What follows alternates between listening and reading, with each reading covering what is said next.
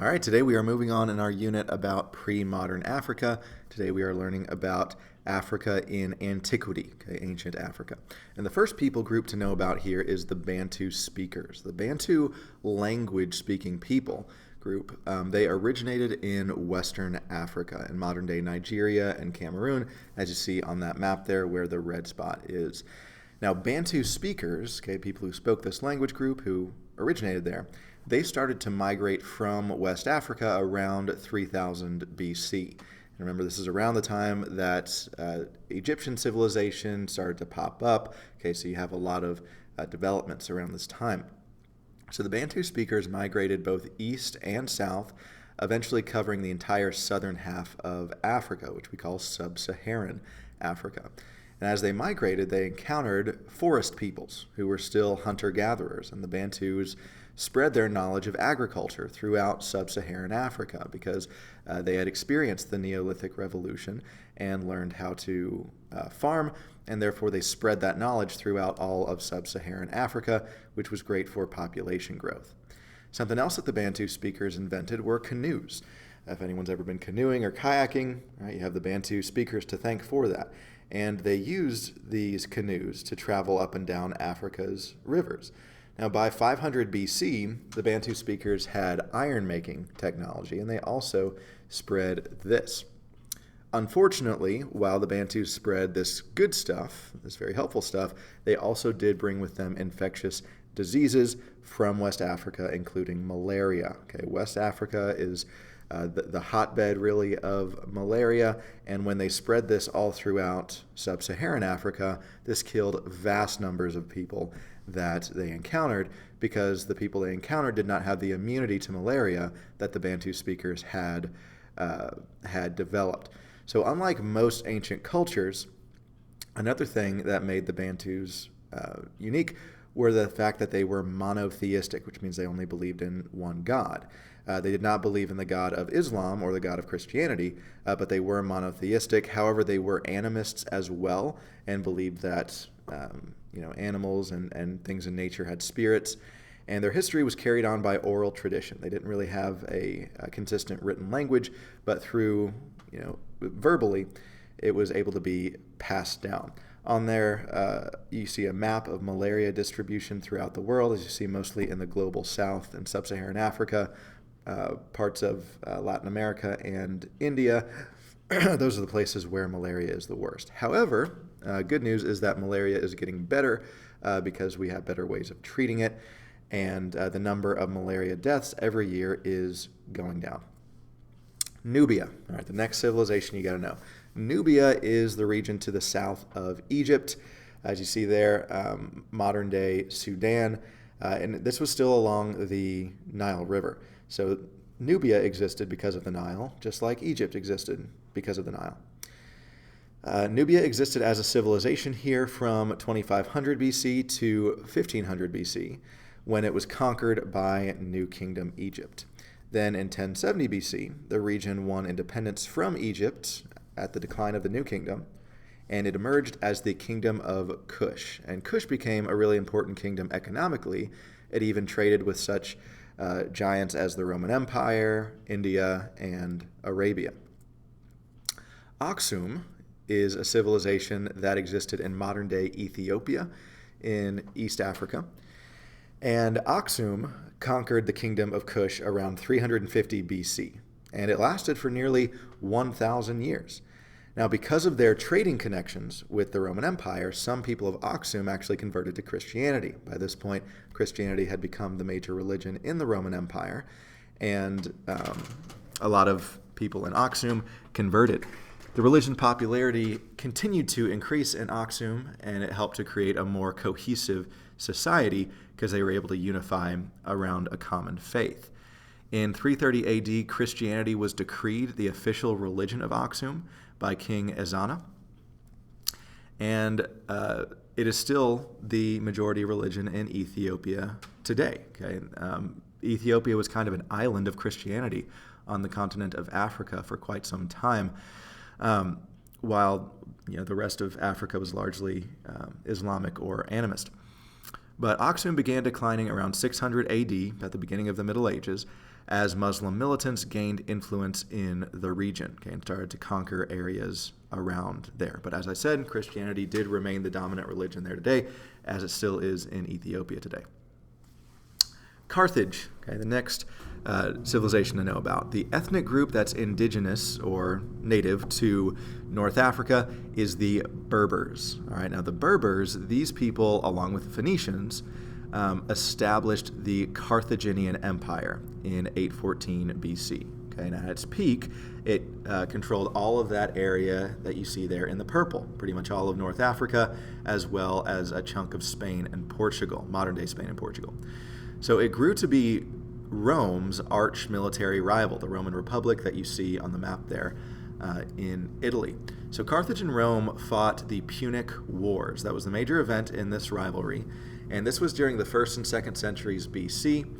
Carthage's general, their kind of legendary general, was named Hannibal, a name you need to know, and he is famous for taking the fight to Rome by crossing the Alps. Okay, so if you look at this map right here, I'll use my cursor. All right, he took his troops through Spain and Portugal, through modern-day France, and crossed the Alps mountains here to take the war to the Romans. Okay, and the way he did that, he crossed the snowy Alps with elephants. How cool is that? He used war elephants in battle.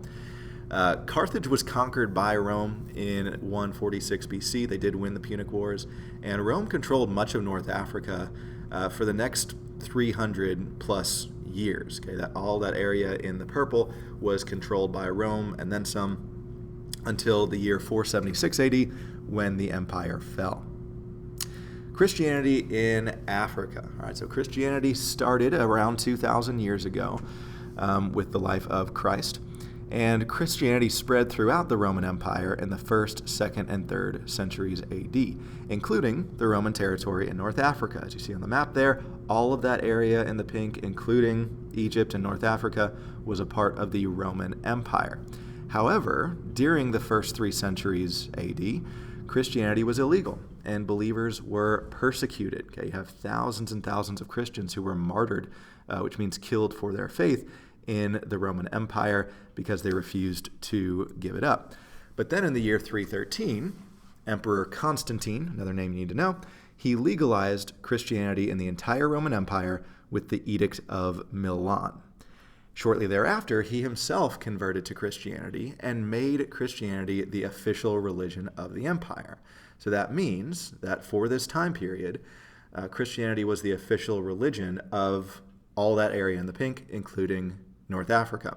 And this caused it to spread very rapidly throughout the world, throughout the Roman world. Christianity spread throughout Europe, the Middle East, and North Africa.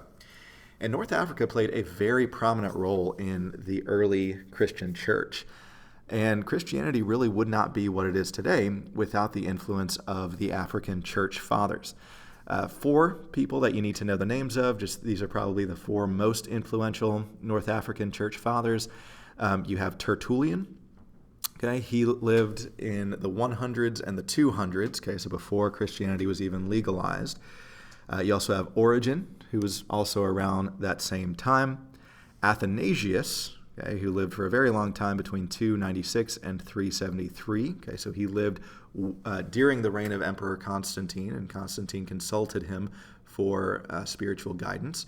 And then you also have probably the most famous St. Augustine. Okay, you probably heard at least the name St. Augustine if you don't know who he is, perhaps the most influential of the early church fathers. And these people were from Carthage. Okay, Tertullian was from Carthage. Origen was from Alexandria, which is in Egypt. And St. Augustine was from Hippo. Okay, and these were all on the North African coast.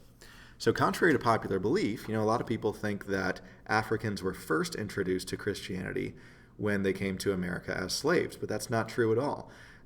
Christianity had been in Africa for well over 1,000 years before that point. Okay, and indeed, Africans helped to make the religion what it is today.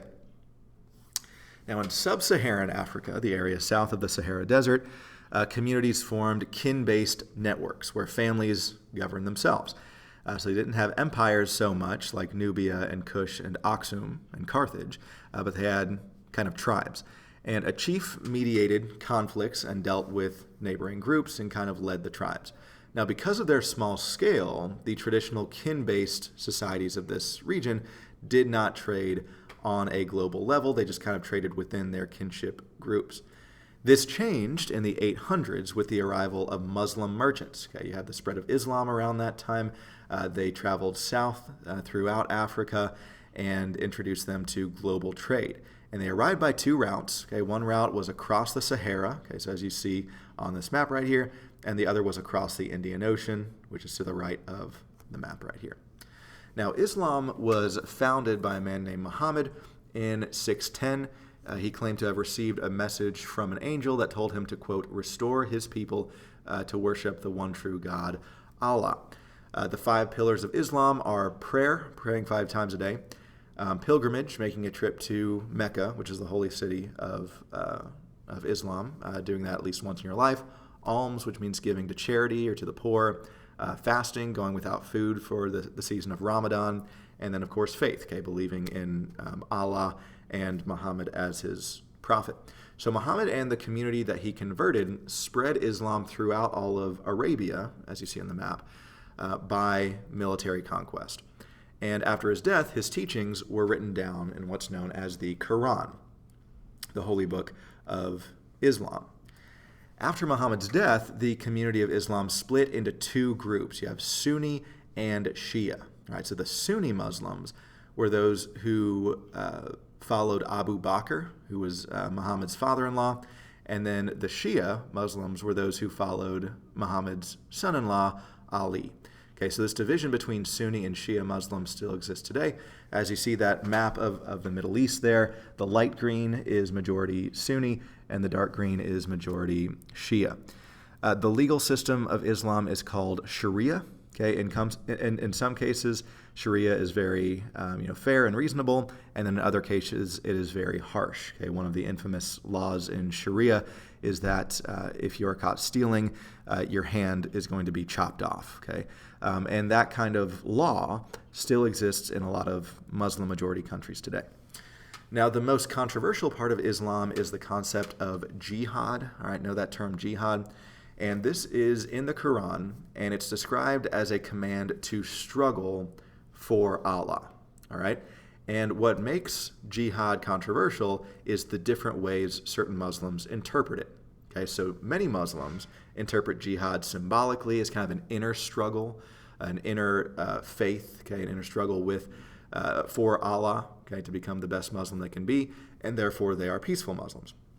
But there are other Muslims who interpret jihad literally as a demand not to just struggle inwardly, but outwardly through war. Okay, they take what the Quran says about it literally, to go to war, to preserve and extend Islam, and to kill all of those who refuse to convert to Islam. All right, so that's why at this time it was nicknamed the religion of the sword, because it spread so quickly through military conquest and would kill those who refused to convert.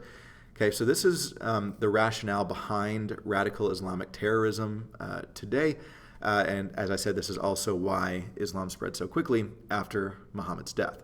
So from 632 to 750, if you look at that map there, Islam spread all across North Africa through military conquest. And remember, North Africa used to be Christian lands, but through the militant Muslims here, they were able to spread their empire and their faith all throughout that territory in the brown, orange, and yellow. The first caliph was Abu Bakr, and from 632 to 661, conquests were carried out by the Rashidun Caliphate, and that is when Islam first made its way into Africa in the mid-600s there, as it made its way into Egypt and former Carthage. All right, then from 661 to 750, conquests were done by the Umayyad Caliphate. Okay, so know what those two caliphates are. A caliphate means like a kingdom or a government, okay, a ruling family, a theocracy, okay, where the religious leader is also the political leader. So the areas in the yellow, including the rest of North Africa and Spain, were conquered by the Umayyad Caliphate. So Islam has remained the dominant religion in North Africa for the past 1,300 years. If you look at that map there, all the areas in the green are majority Muslim regions. Okay, so the Sahara Desert, okay, some places just south of it and to the east, like Somalia, are majority Muslim. And then most of sub-Saharan Africa, okay, Central and Southern Africa, is mostly Christian. Then you have about a small percentage of Africans who are other, which means like animism or tribal religions. So as you see, Islam did travel south of the Sahara, but it was never able to supplant the roots of Christianity and animism in Central and South Africa, which had existed for centuries before Islam got there. Okay, but Muslims did interact with sub-Saharan Africa through trade throughout the Middle Ages, and that's why they became so connected, even with those in Africa who did not convert or were not conquered by them. All right, so that is a summary of ancient Africa.